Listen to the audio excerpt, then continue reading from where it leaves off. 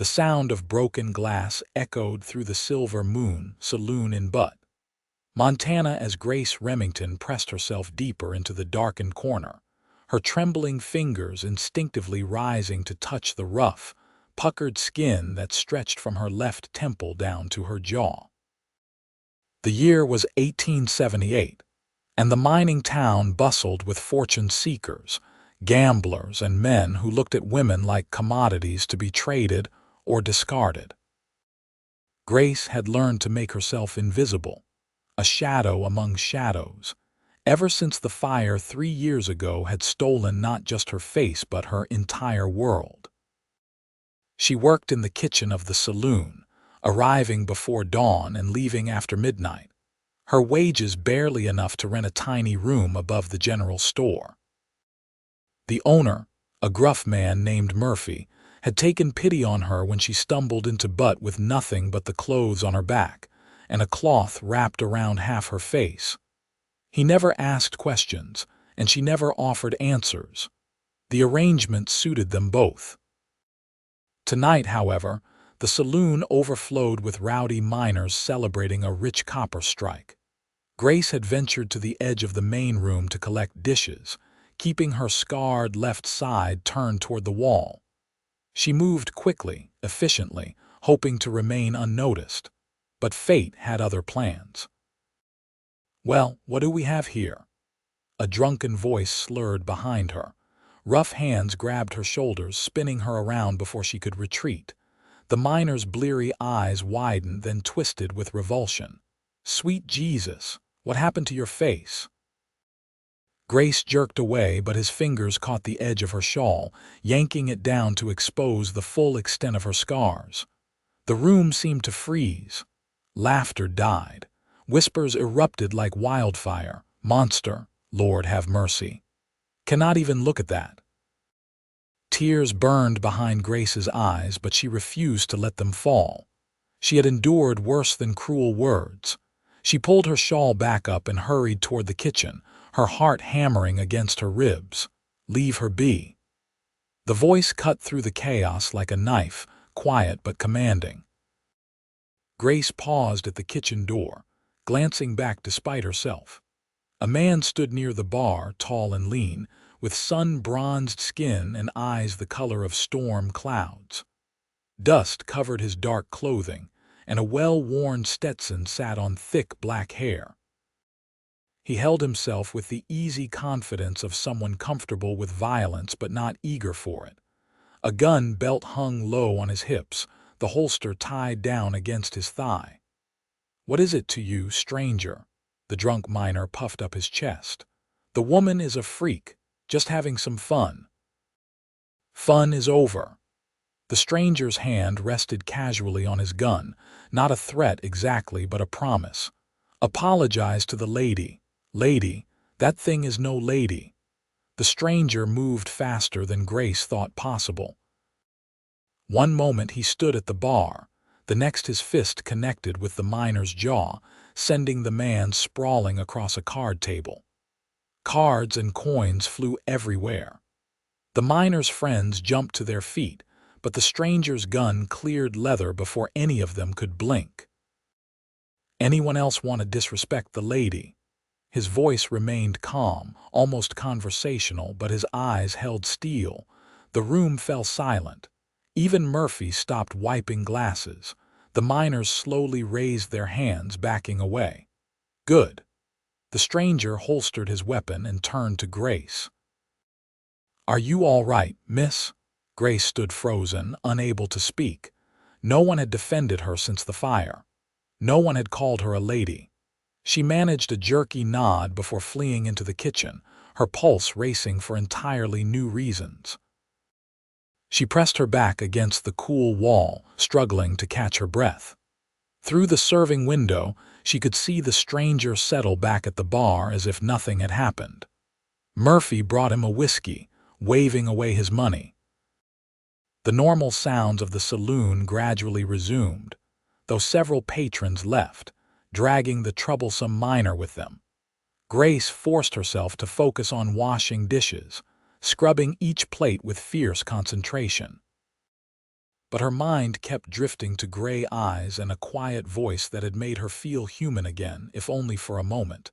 An hour later, Murphy pushed through the kitchen door. "That cowboy is asking about you." Grace's hand stilled in the wash water. "What?" "Wants to know your name." "Where you are from." Murphy crossed his arms, studying her with concern. "You got trouble following you, Grace. Should I be worried?" "No, I do not know him. I have never seen him before tonight." "Well, he seems mighty interested. Says his name is Yates Orion, just rode in from Wyoming. Looking for ranch work. Claims he heard the copper mines pay well for beef." "Why are you telling me this?" Murphy shrugged. "Because he is still out there, waiting. Says he wants to make sure you got home safe." Grace dried her hands on her apron, her heart doing strange things in her chest. "That is ridiculous. I walk home alone every night." "That is what I told him. He says tonight is different since you had trouble." Murphy's weathered face softened. "Grace, I do not know your story and I will not pry. But that cowboy out there just made enemies of half the miners in this town defending you. Least you can do is let him see you home safe. Besides, it is past midnight. Streets are rough this time of night." Grace wanted to refuse. She wanted to slip out the back door and disappear into the darkness like always. But something in Murphy's expression stopped her. Maybe it was kindness. Maybe it was hope. She had not felt hope in so long she barely recognized it. "Fine," she whispered, "but I will not show him my face. Do not think he cares much about that girl, but you do what makes you comfortable."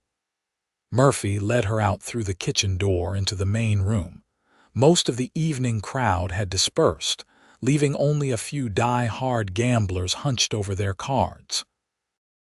Yates Orion still sat at the bar, nursing his whiskey. He stood when Grace emerged, his hat in his hands. "Miss," he said simply, his voice carrying that same quiet strength that had defended her earlier.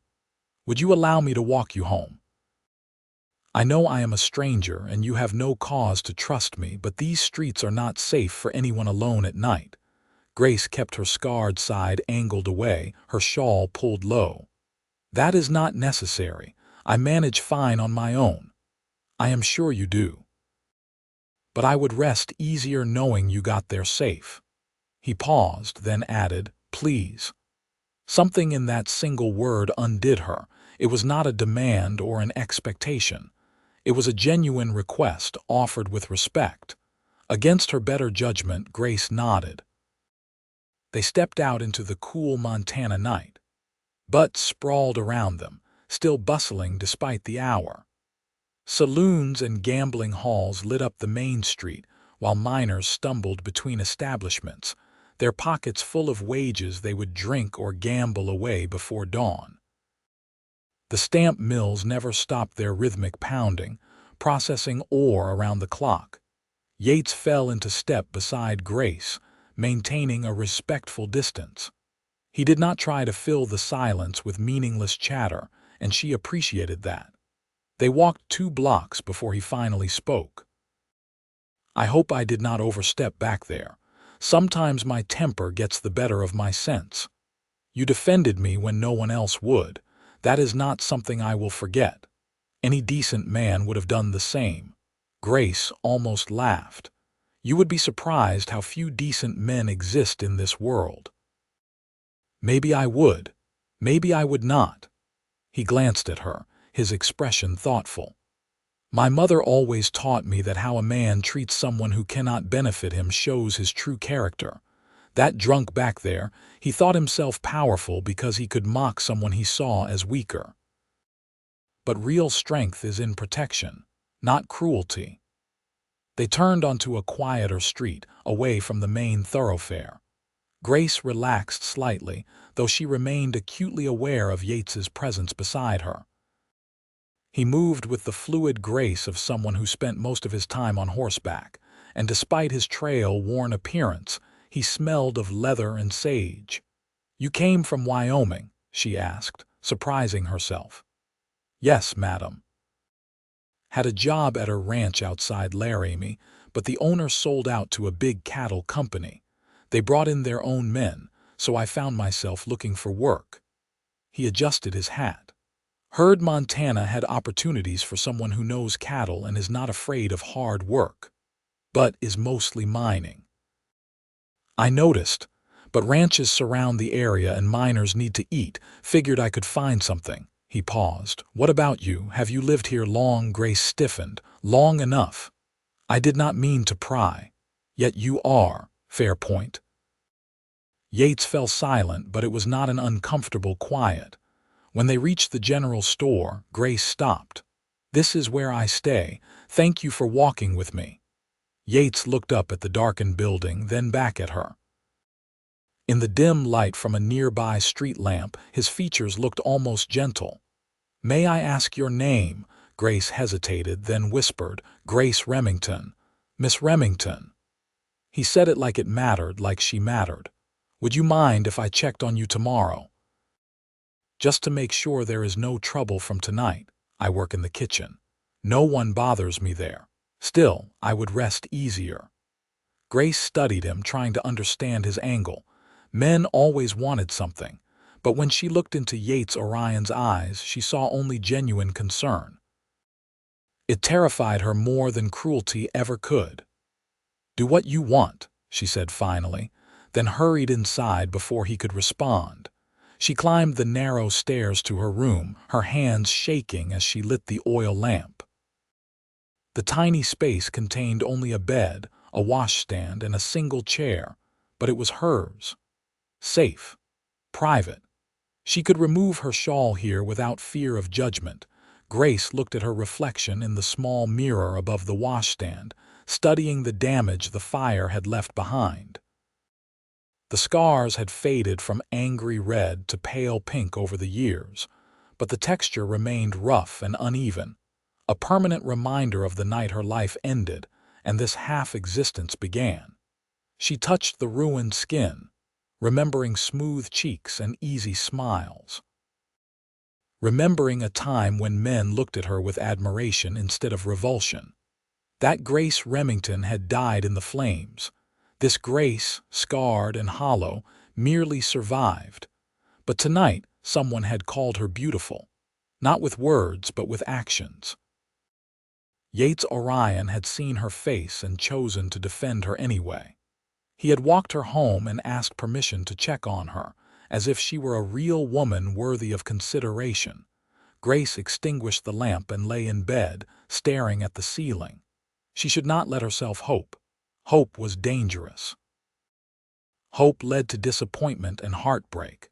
Better to remain in shadows, alone but safe. Yet as she drifted toward sleep, she could not stop thinking about storm-gray eyes and a quiet voice that had made her feel human again. The next morning, Grace arrived at the saloon before sunrise as usual. She built up the kitchen fire, started coffee, and began preparing breakfast for the handful of patrons who would trickle in before noon. The routine soothed her, providing structure to days that otherwise felt meaningless. Murphy appeared around 7, looking more tired than usual. "Had to throw out 3 more drunks after you left. That cowboy stayed until closing, making sure no one caused trouble about what happened." Grace cracked eggs into a bowl, not responding. "He is a good man, Grace. Do not see many of those anymore. He is a stranger passing through. He will be gone in a few days. Maybe, maybe not." Murphy poured himself coffee. "He asked if I knew anyone hiring ranch hands. I sent him to see Tom Sullivan. Tom is always looking for men who know cattle, and his spread is only a few miles outside town. If Yates gets the job, he will be around for a while." Grace's hands stilled. "Why are you telling me this? Because you have been hiding for 3 years and maybe it is time to stop. You do not know what you are talking about." Murphy set down his cup, his expression serious. "I know you came here running from something. I know you work yourself half to death trying to disappear. And I know that whatever happened to your face, it does not define who you are." He paused. "That cowboy saw past your scars in 5 seconds. Maybe you should try doing the same." Grace turned away, blinking back sudden tears. "It is not that simple. It never is. But living is not supposed to be simple. It is supposed to be worth it." Before Grace could respond, the kitchen door swung open. Yates Orion stood in the doorway, his hat in his hands, looking uncertain for the first time since she had met him. "Sorry to intrude. Murphy said I might find Miss Remington here." "You found her?" Murphy stood, grinning. "I will give you two some privacy. Grace, holler if you need anything." He left before she could protest, leaving Grace alone with Yates in the small kitchen. Steam rose from the pot on the stove. The smell of coffee and bacon filled the air. Grace kept her scarred side turned away, suddenly very aware of her plain work dress and disheveled hair. "I wanted to thank you again," Yates said softly, "for letting me walk you home last night.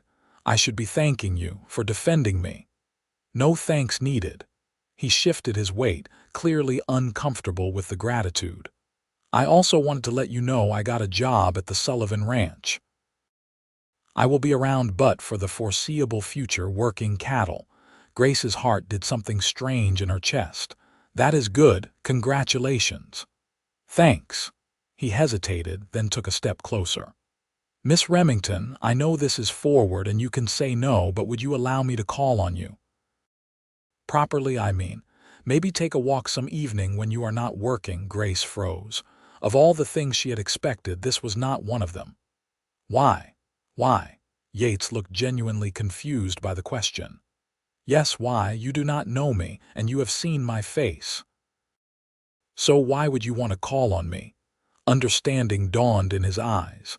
"Because I would like to know you better. Because you seem kind and strong and interesting. Because when you looked at me last night, I saw something in your eyes that I have not seen in a long time." He took another step closer. "And because your scars do not make you less beautiful, they just make you more interesting." Grace felt tears threatening again. "You do not mean that. I do not say things I do not mean. You are going to break my heart." The words came out as a whisper, raw and honest. Yates's expression softened. "I hope not. I sincerely hope not." He set his hat on the kitchen table and moved closer still, slowly, giving her time to retreat. She did not. "Grace, may I see your face, all of it?" Terror flooded through her. "No. Please. I want to see all of you, not just the parts you think are acceptable. You will be disgusted." "I doubt that very much." Grace's hands trembled as they rose to her shawl. Every instinct screamed at her to refuse, to protect herself.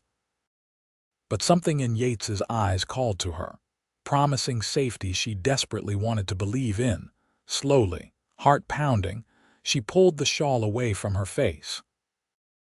The morning light streaming through the kitchen window illuminated every ridge and valley of scar tissue, every imperfection the fire had left behind. She forced herself to meet Yates's gaze, waiting for the revulsion, the pity, the rejection. Instead, he smiled. Not a polite smile or a forced one, but genuine and warm. "Thank you for trusting me. You are not disgusted. Why would I be?" He reached out slowly, telegraphing his intention, and when Grace did not pull away, he gently traced the edge of her scars with his fingertips. His touch was feather-light, reverent. "These tell a story. They show you survived something terrible and kept going. That takes real courage." A sob caught in Grace's throat. "I am not brave. I hide in shadows. I make myself invisible. You survived. You rebuilt. You keep going every day even though people are cruel. That is the definition of brave."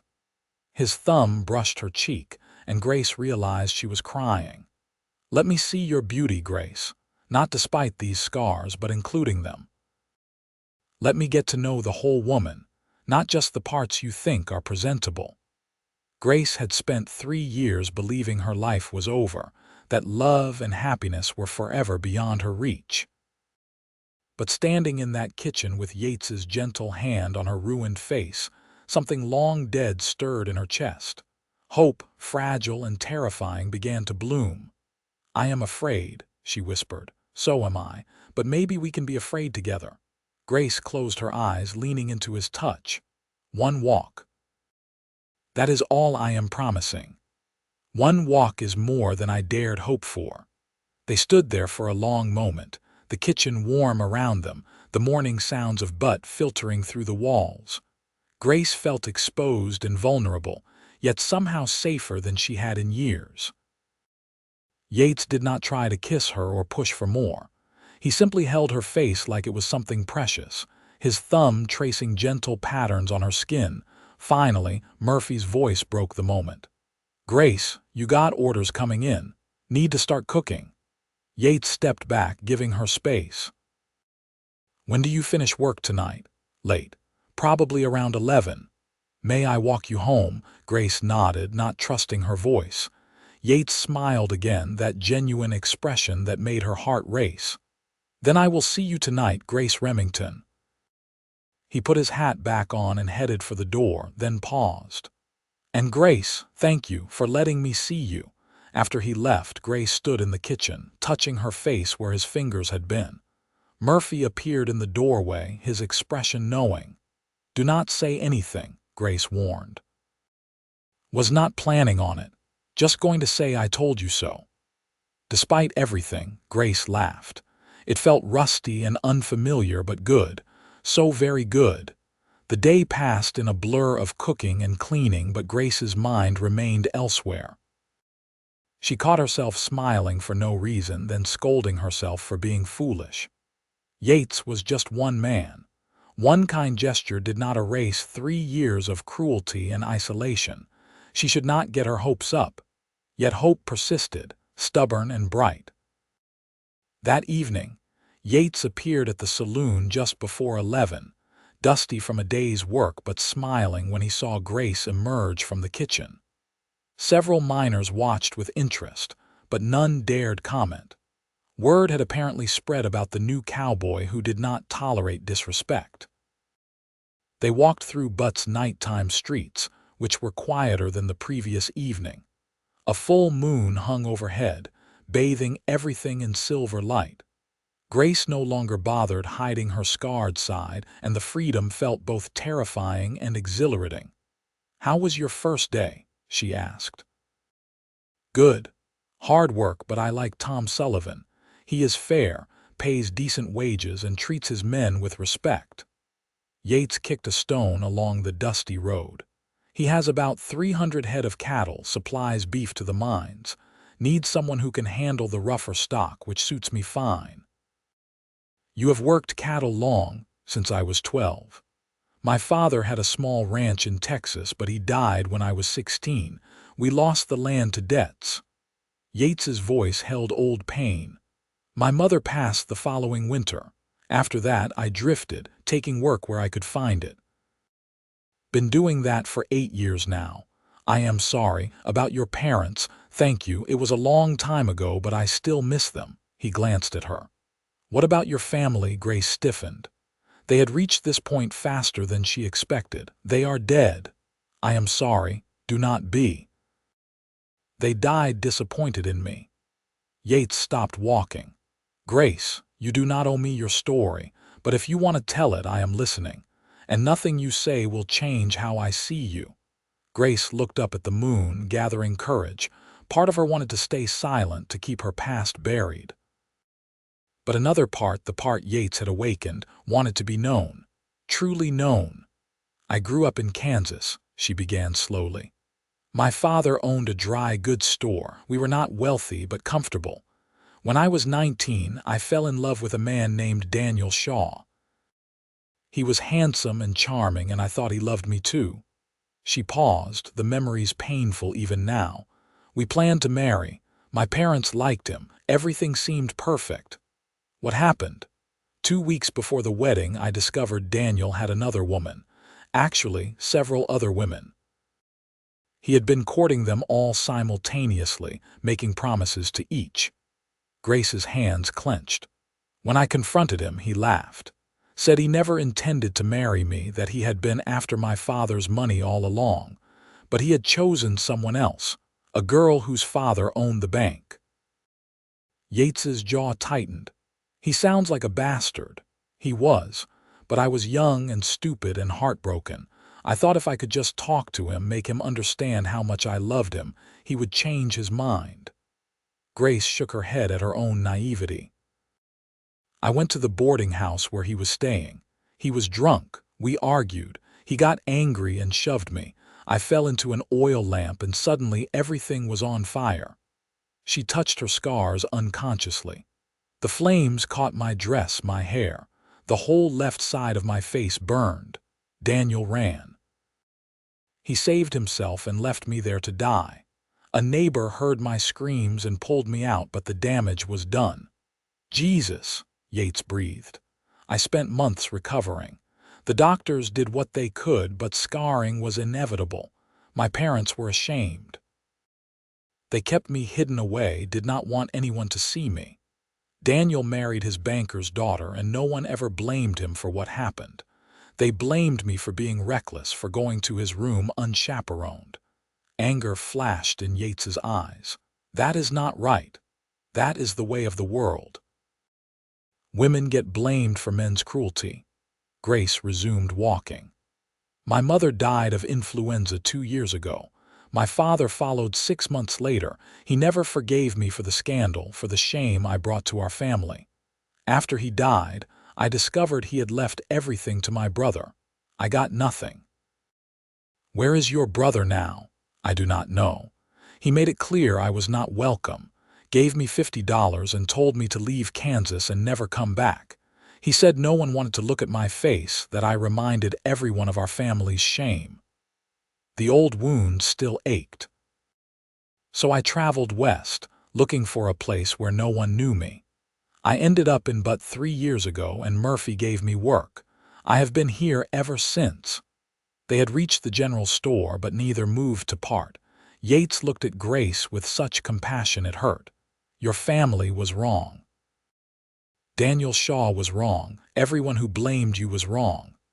He took her hands in his grip warm and strong. You are not shameful. You are not something to hide. You are a woman who survived and kept going despite everything. That makes you remarkable. You barely know me. Then let me learn. Let me prove that not all men are like Daniel Shaw or your brother or those drunk miners. He squeezed her hands gently. Give me a chance, Grace. Please. Grace wanted to say no, wanted to protect herself from inevitable heartbreak. But looking into Yates's storm-gray eyes, she found herself nodding instead. One chance. But if you hurt me, I am done. I will not survive being broken again. I understand, and I promise I will do my best not to hurt you. He raised her hands to his lips, kissing her knuckles with old-fashioned courtesy. May I see you tomorrow night? I work tomorrow. I can wait until you finish. I do not mind. Despite her fears, Grace smiled. Then yes, tomorrow night. Over the following weeks, a pattern developed. Yates appeared at the saloon every evening when Grace finished work, and they would walk through Butte talking about everything and nothing. He told her about growing up in Texas, about learning to rope cattle and break horses. She told him about Kansas, carefully at first, then with growing confidence as he proved himself worthy of trust. They did not rush physical intimacy. Yates seemed content to simply hold her hand or walk with their shoulders brushing. Grace appreciated his patience, the way he let her set the pace. She had been touched with cruelty for so long that gentle affection felt almost foreign. But slowly, carefully, she began to heal. Murphy watched their courtship with approval, often sending Grace home early so she could spend more time with Yates. The other saloon workers gossiped, some kindly, others with malicious speculation about what the handsome cowboy really wanted. Grace tried to ignore the whispers, but they stung. One night, about a month into their courtship, Yates suggested they walk to the edge of town where they could see the stars better. Grace agreed, and they climbed a small hill overlooking Butte. The mining town sprawled below, lights twinkling against the darkness. Above, the Milky Way stretched across the sky in a river of stars. They sat on the grass, shoulders touching. Yates pointed out constellations his father had taught him, and Grace listened to the rumble of his voice, content just to be near him. "Can I ask you something?" Yates said eventually. "Of course. Do you ever want more than this? More than working in a saloon kitchen?" Grace considered the question. "I used to have dreams, before the fire. I wanted to get married, have children, maybe open my own restaurant, but those dreams died with my old face." "Why?" "Because no man wants to marry a scarred woman. Because I cannot bear the thought of children being ashamed of their mother's appearance." Yates turned to face her fully. "Grace, I want to court you properly, not just these evening walks, but openly. I want to take you to church on Sundays and dance with you at community gatherings. I want people to know you are mine and I am yours." Grace's heart raced. "People will talk. Let them. I do not care what narrow-minded fools think. You will care when they mock you for choosing me." "No, I will not." He cupped her scarred cheek, his touch gentle. "I am falling in love with you, Grace Remington. I love your strength and your kindness and your resilience. I love how you smile when you think no one is watching. I love your laugh, which I do not hear nearly enough. And yes, I love your scars because they are part of you, and I love all of you." Tears streamed down Grace's face. "You cannot love me. We have only known each other a month.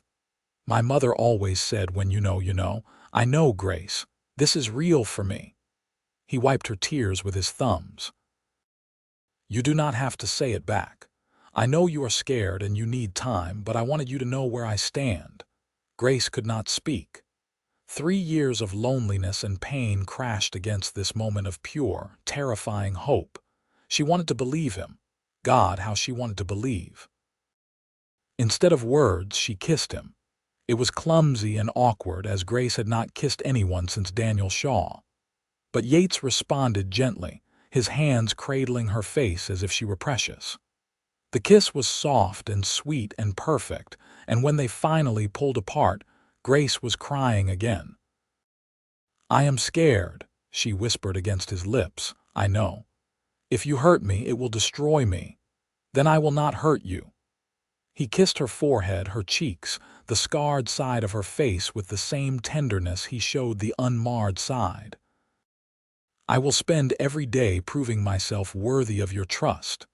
They stayed on that hill until late, wrapped in each other's arms, watching the stars wheel overhead. Grace felt something fundamental shift inside her. The walls she had built around her heart began to crack, letting light seep through. Maybe, just maybe, she could have those dreams again. The next Sunday, Yates arrived at Grace's room wearing his best clothes, which were not particularly fine but clean and pressed. Grace had spent an hour getting ready, choosing her nicest dress, a simple blue cotton she had bought with her first month's wages in Butte. She had left her shawl behind, and the absence felt both liberating and terrifying. "You look beautiful," Yates said when she opened the door. "I look plain." "You look beautiful," he insisted, offering his arm. "Ready?" Grace took his arm, her stomach churning with anxiety. They walked to the small church on the edge of Butte, arriving just as the bells rang. People turned to stare as they entered. Whispers erupted. A woman gasped. Grace wanted to run, but Yates held her steady. "Head high," he murmured. "You belong here as much as anyone." They sat in the back pew. Grace kept her eyes down during the service, acutely aware of stares and whispers. But Yates sat beside her, solid and unwavering, his hand covering hers. After the service, several people approached. Some were kind, welcoming Grace and introducing themselves. Others looked at her with pity or revulsion, then quickly moved on. One older woman, Mrs. Henderson, actually said, "You are very brave to show your face in public." Yates's jaw tightened. "Mrs. Henderson, Miss Remington shows her face because she has nothing to be ashamed of. Perhaps you should examine why you think otherwise." Mrs. Henderson huffed and walked away. Grace squeezed Yates's hand, both embarrassed and grateful. Tom Sullivan and his wife approached next. Tom was a weathered man in his 50s with kind eyes. His wife Martha was plump and friendly, her smile genuine. "So you are the woman who has my best ranch hand distracted," Martha teased. "Tom says Yates talks about you constantly." Grace blushed. "I hope he still does his work properly." "Better than properly. Yates is the best hire we have made in years." Tom clapped Yates on the shoulder. "You two should come for dinner next Sunday. We would love to get to know Miss Remington better." "We would be honored," Yates said. After church, they walked through Butte in the midday sun. Grace felt exposed and vulnerable, but also strangely proud. She was done hiding, done living in shadows.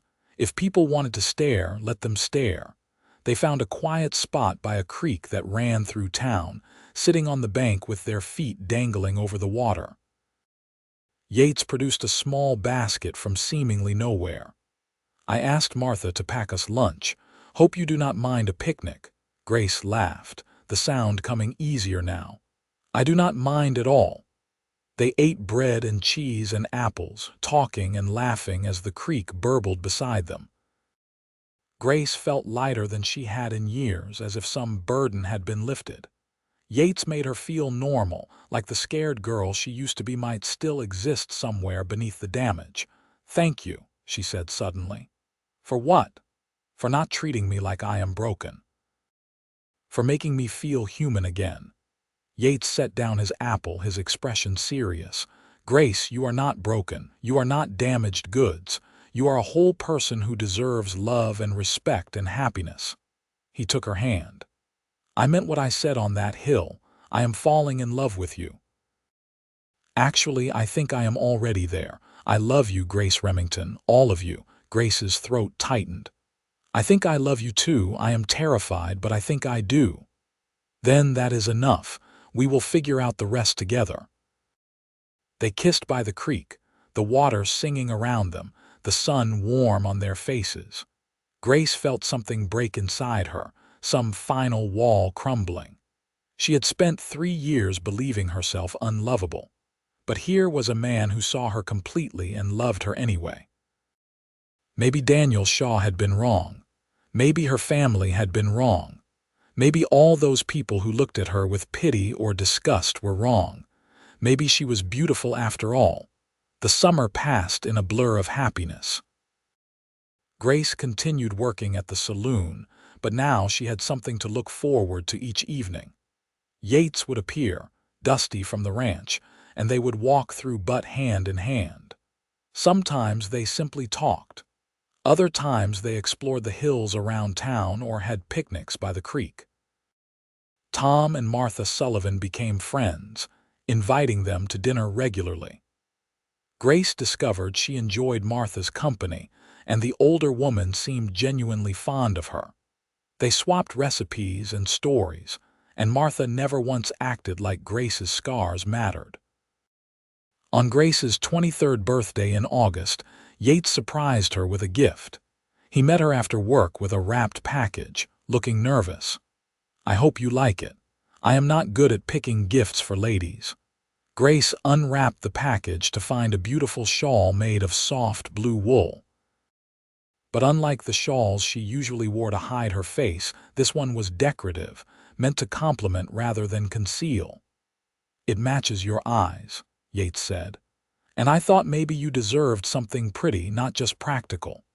Grace clutched the shawl, tears blurring her vision. "It is perfect, thank you. There is something else." Yates pulled a small box from his pocket and Grace's heart stopped. "Grace, I know we have only been courting for months and maybe this is too soon, but I cannot imagine spending my life with anyone else." He opened the box to reveal a simple gold band with a small diamond. "Will you marry me? Will you let me spend the rest of my life proving that you are loved and valued and cherished?"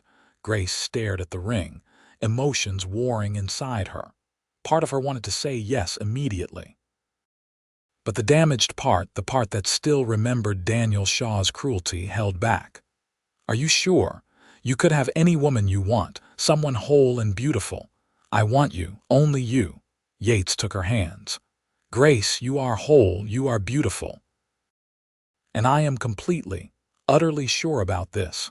But if you need time, I understand. I will wait as long as you need."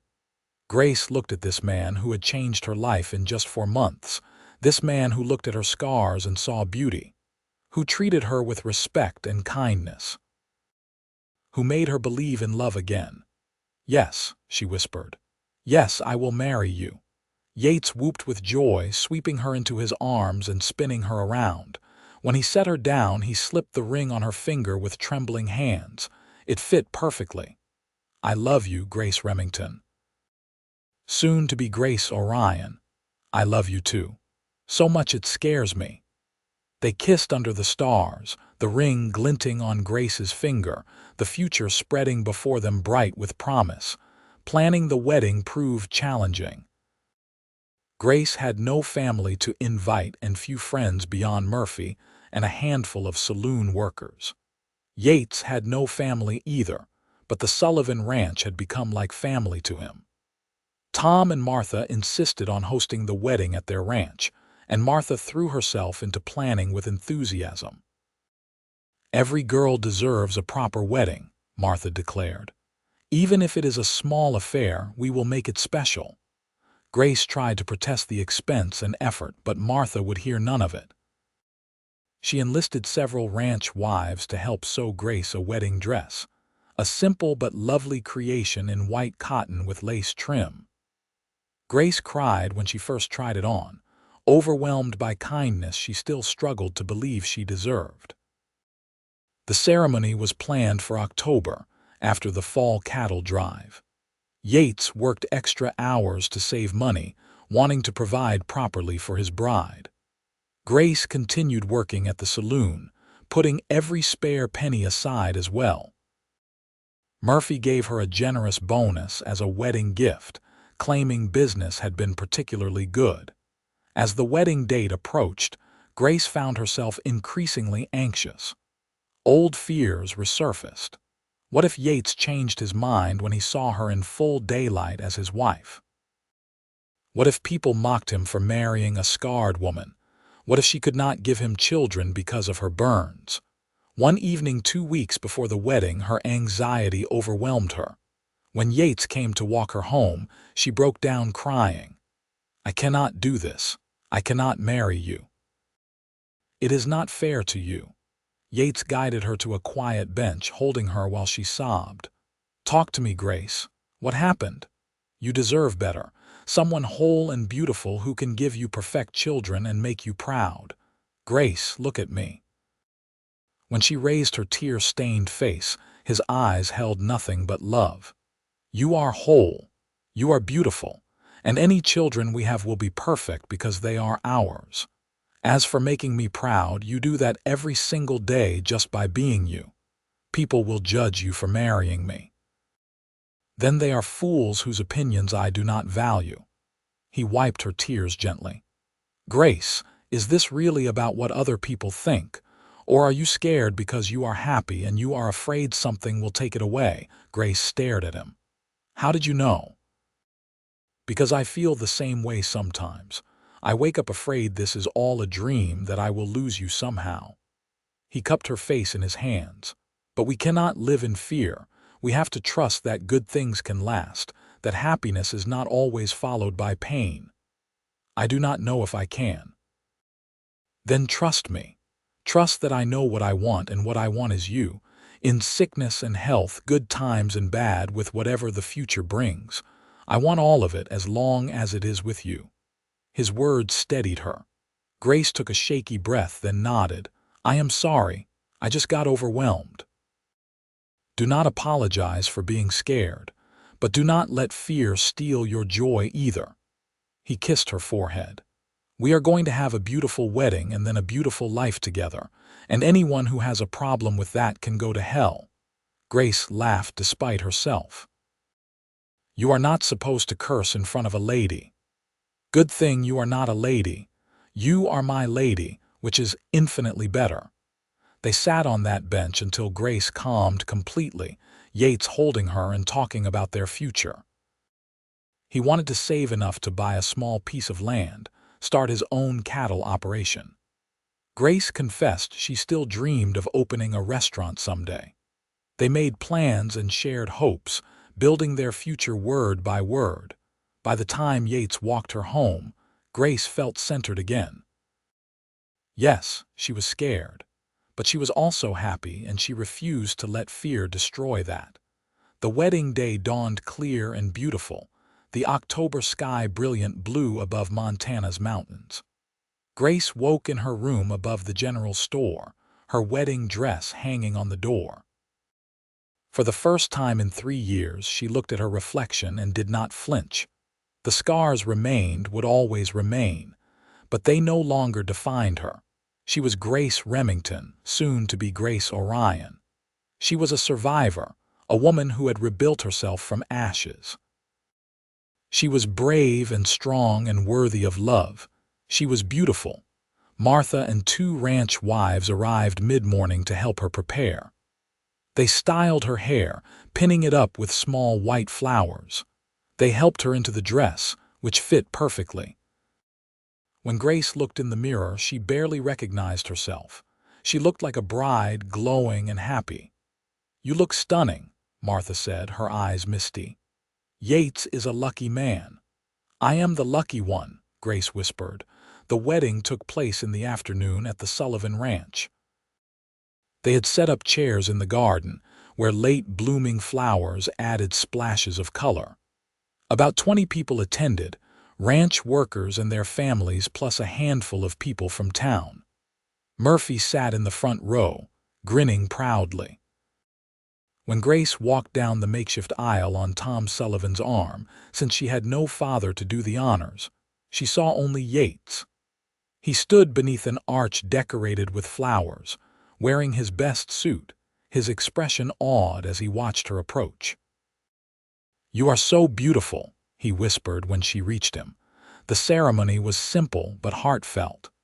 The circuit preacher who served the area spoke about love and commitment and faith.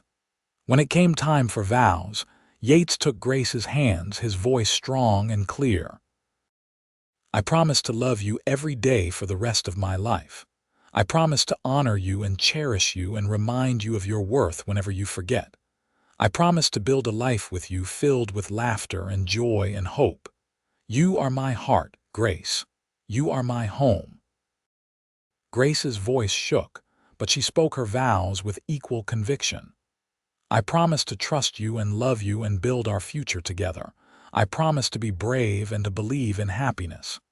You saved me, Yates. You showed me I was still worthy of love. I will spend my life being grateful for that gift." They exchanged rings, and the preacher pronounced them husband and wife. When Yates kissed her, applause erupted from their small gathering of guests. Grace kissed him back, pouring 3 years of pain and loneliness and hope into that moment. She was married. She was loved. She was home. The celebration afterward was joyful, with food and music and dancing. Grace danced with her new husband beneath the Montana sky, his arms strong around her, his eyes full of love. She laughed freely, no longer caring who might stare or judge. This was her day, her moment, her beginning. As evening fell, Yates and Grace said their goodbyes.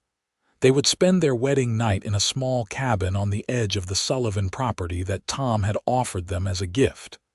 Eventually, they would find their own place, but for now, this would be home. The cabin was cozy, with a fireplace and a comfortable bed and windows overlooking the mountains. Someone had left flowers on the table and stocked the cupboards with food. Grace stood in the doorway, overwhelmed with emotion. "Welcome home, Mrs. Orion," Yates said, sweeping her into his arms and carrying her across the threshold. Grace laughed, wrapping her arms around his neck. "I love you. I love you too, so much." He set her down gently, and they stood in the middle of their new home, holding each other as the last light faded from the sky. Grace felt complete in a way she never had before.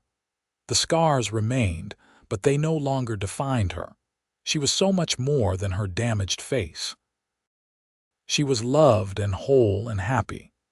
That night in the privacy of their cabin, Yates showed Grace with tenderness and patience what love could be. He touched her scars with reverence, kissing the damaged skin and whispering how beautiful she was. Grace cried at first, overwhelmed by his gentleness, but eventually the tears gave way to joy. For the first time since the fire, she felt truly beautiful. Their first year of marriage passed in contented simplicity. Yates continued working at the Sullivan Ranch, proving himself invaluable. Tom promoted him to foreman, trusting him to manage the other ranch hands.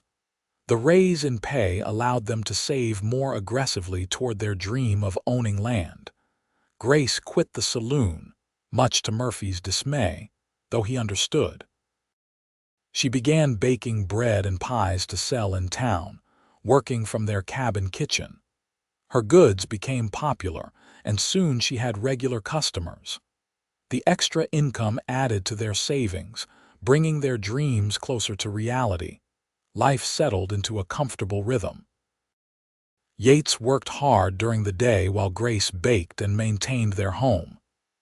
In the evenings, they would sit on their porch watching the sunset, talking about their day and their dreams. On Sundays, they attended church together, and Grace slowly made friends among the ranch families and townspeople. Not everyone accepted her. Some people still stared or made cruel comments. But Grace learned to hold her head high, secure in Yates's love and her own worth. The opinions of narrow-minded strangers mattered less and less. In the spring, Grace discovered she was pregnant. She had feared the fire's damage might prevent conception, so the news felt miraculous.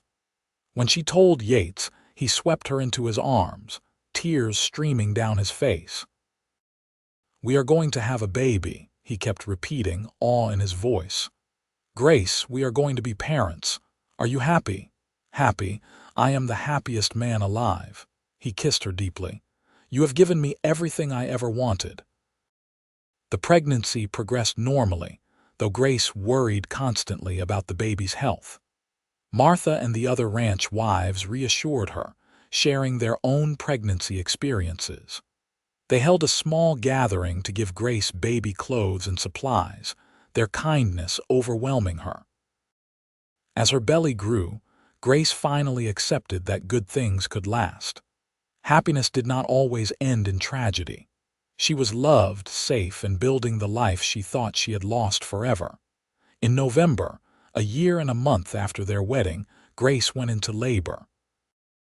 Martha and a local midwife attended her while Yates paced anxiously outside. The labor was long and difficult, lasting nearly 12 hours. But when their son finally arrived, red-faced and squalling, Grace forgot all the pain. "He is perfect," she breathed, cradling the tiny body against her chest. Yates came in once the midwife declared Grace stable. He stared at his son with wonder, tears streaming freely. "He is beautiful. You are amazing. Thank you, Grace. Thank you for this gift." They named him James after Yates's father. Little James had dark hair like his father and bright blue eyes like his mother. He was healthy and strong, his cries lusty and demanding. Grace fell instantly and completely in love. Motherhood transformed her. The fears and insecurities that had plagued her for years faded in the face of her son's needs. When James looked at her, he saw only love and safety. Her scars meant nothing to him. She was simply Mama, the most important person in his small world. Watching Grace with their son, Yates fell even more deeply in love. She was patient and tender, singing lullabies and rocking James for hours. She never complained about sleepless nights or the constant demands of infant care. She simply loved their son with fierce devotion. As James grew from infant to toddler, Grace's baking business continued to flourish. She now supplied several establishments in Butte with bread and pastries. Yates had saved enough to make a down payment on a small parcel of land adjacent to the Sullivan Ranch. Tom sold it to them at a fair price, happy to keep his best foreman close. They built a modest house on their land, doing much of the work themselves with help from ranch hands. It had 3 bedrooms, a proper kitchen, and a wraparound porch. When they finally moved in, Grace stood in the doorway of their home, built with their own hands on their own land, and cried happy tears. "We did it," she said to Yates. "We actually did it." "We did," he agreed, James balanced on his hip. "And this is just the beginning." Over the next 3 years, their family and their fortunes grew. Grace gave birth to a daughter they named Sarah, who had Yates's gray eyes and Grace's smile. Their cattle operation expanded slowly but steadily, supplemented by income from Grace's baking. They were not wealthy, but they were comfortable and content.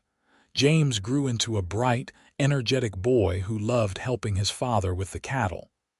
Sarah was quieter, content to sit in the kitchen with Grace, helping with the baking by making messes with flour.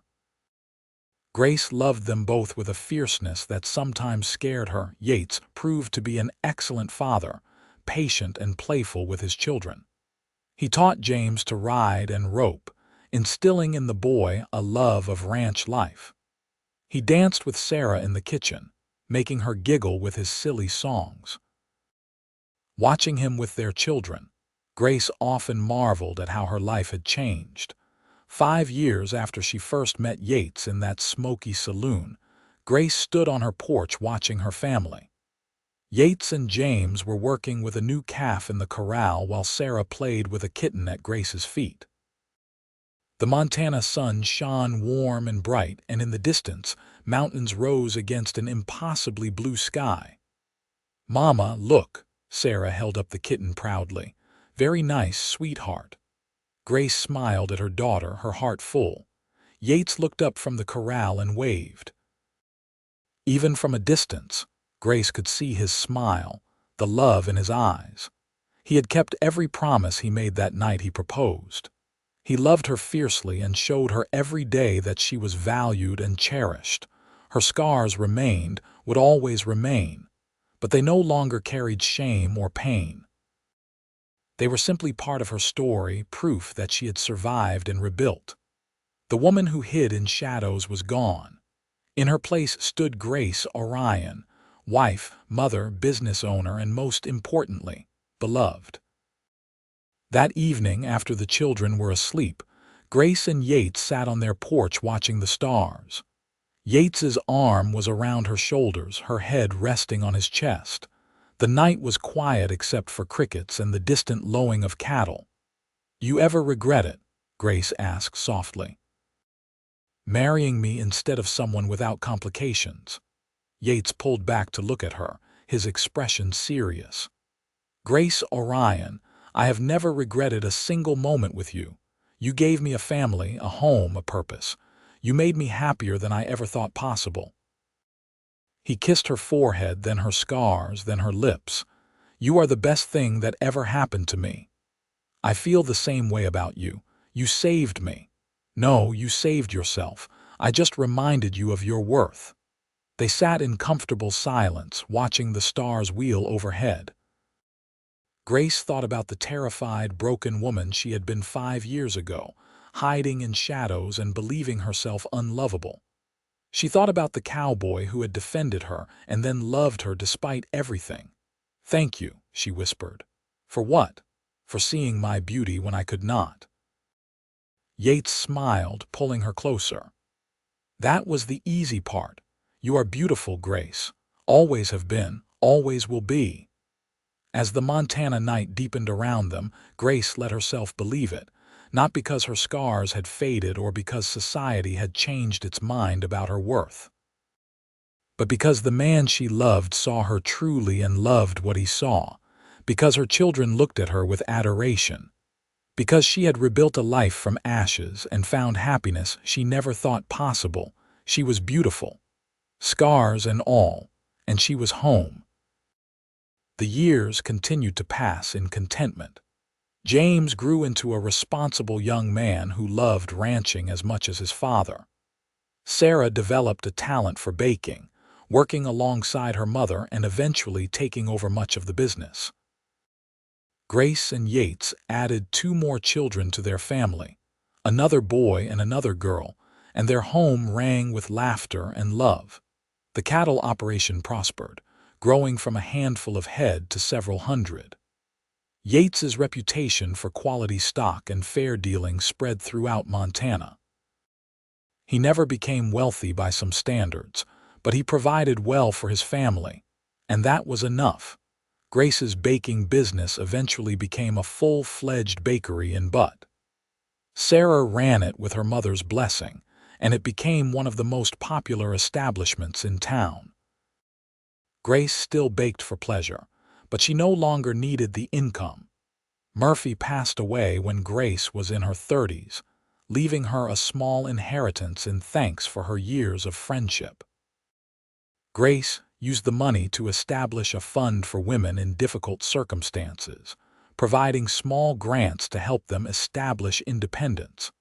It was her way of paying forward the kindness Murphy had shown her years ago. Tom and Martha Sullivan remained close friends until Tom's death at 70. Martha lived another 5 years, dying peacefully in her sleep surrounded by family. Their children took over the ranch, and the bond between the Sullivan and Orion families endured through generations. Grace's scars faded slightly with age, becoming part of her face rather than dominating it. She stopped thinking about them most days, though she still caught people staring occasionally. It bothered her less and less as years passed. She knew who she was and what she was worth. On their 20th wedding anniversary, Yates surprised Grace with a trip to the spot where he first said he loved her, the hill overlooking Butte where they had watched the stars. Their children were old enough to manage without them for a few hours, so they climbed the hill hand in hand, just as they had 2 decades earlier. Butte had grown significantly, the lights more numerous and brighter, but the stars remained unchanged, constant and beautiful above them. They sat on the grass, Grace leaning against her husband, feeling the same contentment she had felt all those years ago. "You remember what I said right here?" Yates asked. "You said you were falling in love with me. And I was terrified, thought you might reject me." He took her hand, tracing the wedding band she had worn for 20 years. "Best risk I ever took. I was terrified too, thought you would break my heart." "Did I?" Grace looked at her husband, silver threading his dark hair now, lines of laughter and sun around his eyes. He was still the most handsome man she had ever seen, and more importantly, he was still the kindest. "No, you healed it instead." They kissed under the stars, and Grace marveled at how far they had come. From a scarred woman hiding in shadows and a drifting cowboy to this, a partnership built on love and respect and unwavering commitment. They had built a life together, raised a family, created something beautiful from broken pieces. "I love you, Grace Orion, just as much as I did 20 years ago. Maybe more. I love you too. Thank you for never giving up on me. Thank you for letting me see your beauty." They stayed on that hill until late, wrapped in each other and memories, grateful for every moment that had brought them to this place. The past no longer held power over them. Only the present mattered, and their present was good. As they aged, Grace and Yates grew old together with grace and contentment. They watched their children marry and have children of their own, filling the house with grandchildren every Sunday. The ranch passed to James, who ran it with the same integrity his father had shown. Sarah's bakery became an institution in Butte, and her own daughter eventually took it over. Yates died peacefully at 72, Grace holding his hand as he took his final breath. He went without pain, simply falling asleep and not waking up. Grace grieved deeply but without bitterness. She had been blessed with nearly 50 years with the man she loved, and she was grateful for every moment. She lived another 8 years, surrounded by children and grandchildren who adored her. Her scars had faded to faint lines, barely visible on aged skin. She spent her final years telling stories to her grandchildren about their grandfather and the life they had built together. Grace died on a warm spring morning at 80, Sarah holding one hand and James the other. Her last words were, "Tell your father I am coming home." They buried her beside Yates on a hill overlooking their ranch, with a simple headstone that read Yates Orion, beloved wife and mother. But those who knew her remembered so much more. They remembered a woman who survived cruelty and rebuilt herself with courage. They remembered a wife who loved fiercely and a mother who raised her children with wisdom and kindness. They remembered a woman who proved that scars do not define beauty, that worthiness comes from within, and that love can heal even the deepest wounds in the end. Grace's story was not about hiding in shadows or overcoming scars. It was about a woman who learned to see her own beauty and a man who helped her remember she was worthy of love. It was about building a life from broken pieces and finding happiness despite the odds.